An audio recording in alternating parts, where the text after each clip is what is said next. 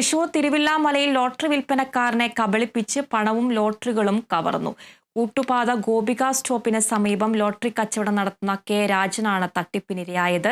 ഹെൽമറ്റും മാസ്കും ധരിച്ചെത്തിയ പ്രതി 12 ലോട്ടറി ടിക്കറ്റുകൾക്ക് തനിക്ക് സമ്മാനമുണ്ടെന്ന് പറഞ്ഞ് വിശ്വസിപ്പിച്ച് 1000 രൂപയും ലോട്ടറി ടിക്കറ്റുകളും തട്ടിയെടുക്കുകയായിരുന്നു.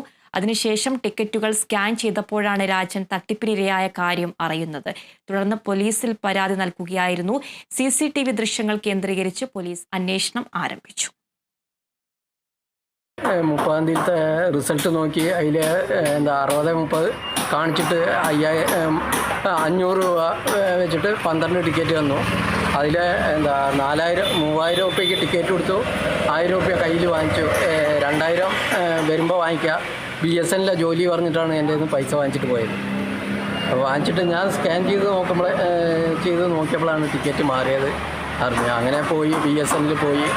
അവിടെ ആളങ്ങനെ വർക്ക് ചെയ്യുന്നില്ല. അവിടെ ആകെ ഒരു ലേഡി മാത്രമേ